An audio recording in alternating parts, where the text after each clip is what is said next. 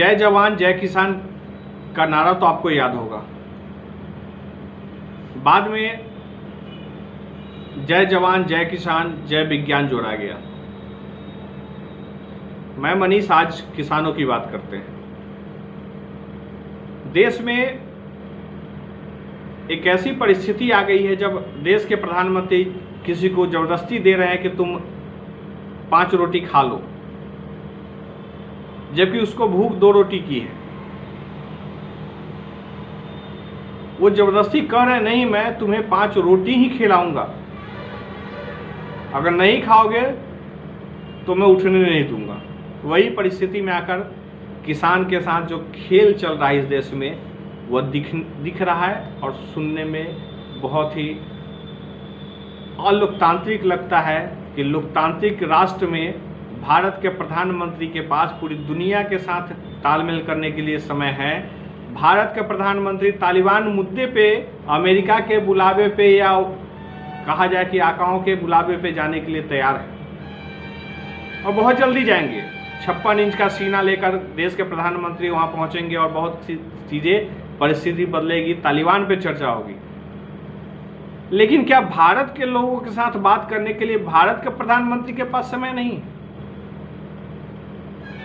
एक संपत सरल है जो कई बार कविताओं में कहते हैं कि एक न्यूज़पेपर उठाया, पढ़ा कि भाई भारत के प्रधानमंत्री आज भारत आएंगे। वही सरप्राइजिंग चीज़ है कि भारत में समस्याएं हैं, हम तालिबान की समस्याओं के समाधान के लिए अमेरिका जाएंगे, लेकिन दिल्ली में बैठे हुए सरकार को, दिल्ली बॉर्डर पर बैठे हुए किसानों के लिए समय नहीं है।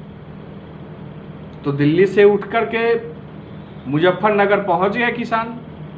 कहा जाता था योगी सरकार है वहाँ, मत आना, योगी का डर भय। किसानों ने बता दिया कि योगी सरकार का अंतिम संस्कार उसी तरीके से होगा जैसे लोगों ने गंगा में देखा है लाशों को बहते हुए। राजनीतिक अंत की शुरुआत किसानों ने बीज बो दी। अगर किसान गलत हैं तो कानून क्या कर रहा है? भारत के संविधान में इतनी ताकत नहीं है। क्या देश में आंदोलन करने का मतलब लोगों के सड़कों पे कील ठोक देना है? लोगों की मेहनत का, किसान जो आपको भोजन, रोटी, कपड़ा, मकान सब कुछ देने का काम करता है, उसके ऊपर आप हिटलर शाही चला रहे हैं। यह कैसी परिस्थिति है कि कभी मोदी के नाम पे तो कभी योगी के नाम पे डराया जाएगा। और किसको डरा रहे हैं? किसान को, जो धूप बरसात कभी नहीं सोचता है। वो हर परिस्थिति में एक फसल बर्बाद होता है तो दूसरी की तैयारी में जुट जाता है, जो नुकसान को फिर एक बेहतर स्वरूप में लाने का प्रयास करता है। किसान ऐसा है जिसकी कल्पना शायद योगी और मोदी की सोच से बहुत आगे की चीज है। एक परिवार वाले को पता होगा कि परिवार का दर्द क्या होता है।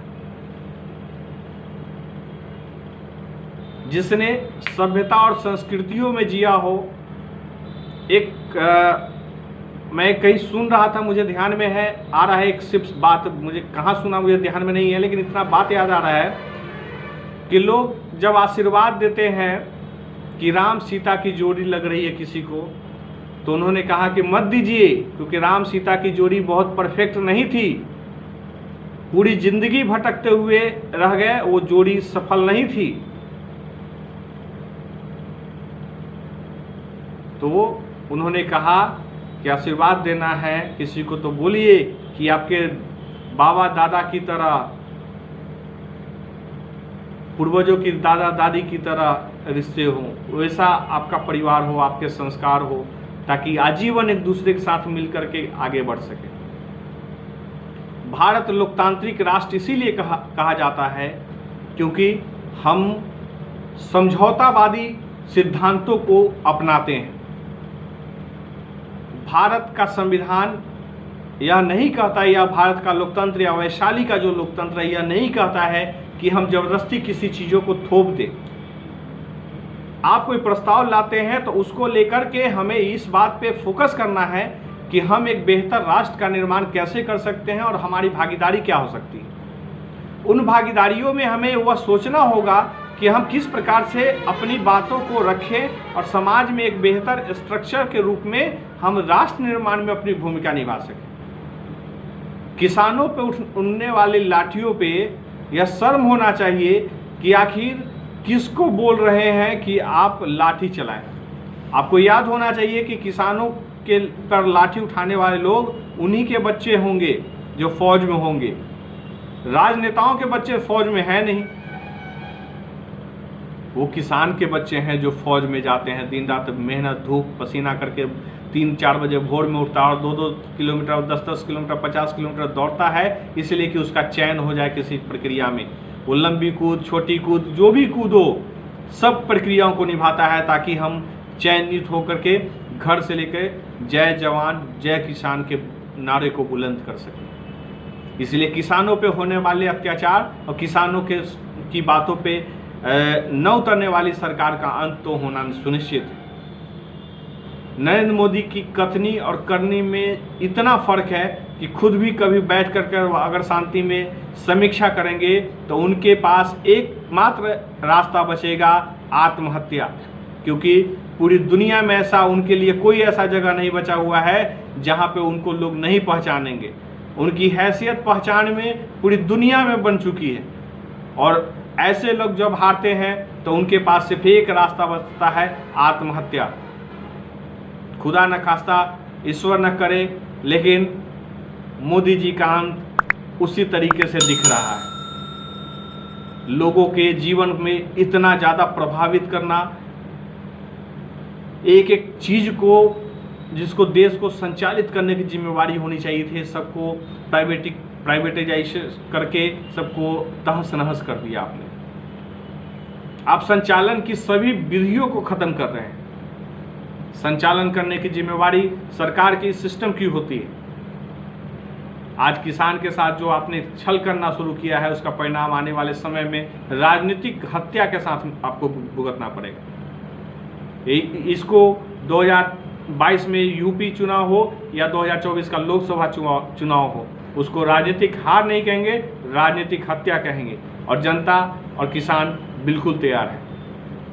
अब डिजिटल प्लेटफॉर्म पे नवयुवकों की जो फौज दिन रात मोदी मोदी कर रही थी, अब उसे भी समझ में आ रहा है कि उसके लिए रोजगार के कोई ऑप्शन नहीं है। कई विधायकों को मैं देख रहा हूँ आजकल अपने कार्यालयों पे वो रोजगार मेला लगा रहे हैं, लेकिन कहाँ का मेला?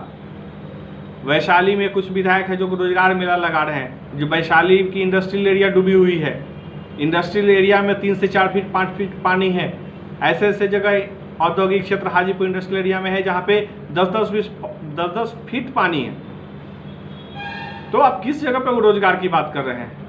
आप कुछ कपड़े का दुकान में लगवा देंगे, कोई मोटरसाइकिल के शोरूम में लगवा देंगे, यही डेवलपमेंट है क्या? ग्रेजुएशन करके और टेक्निकल डिग्री पा करके बीटेक और एमटेक करने वाले लड़के अब जा करके कपड़ा बेचेंगे? चलिए, इसी के साथ मेरा अभी का संवाद मैं अपना विराम देता हूँ, इसलिए कि किसानों की मानसिकता को समझिए। किसान को आप नहीं समझेंगे तो आपका आने वाला कल पूर्ण रूपेण ध्वस्त हो जाएगा। आपकी सरकार और राजनीतिक सोच सब खत्म हो जाएगी।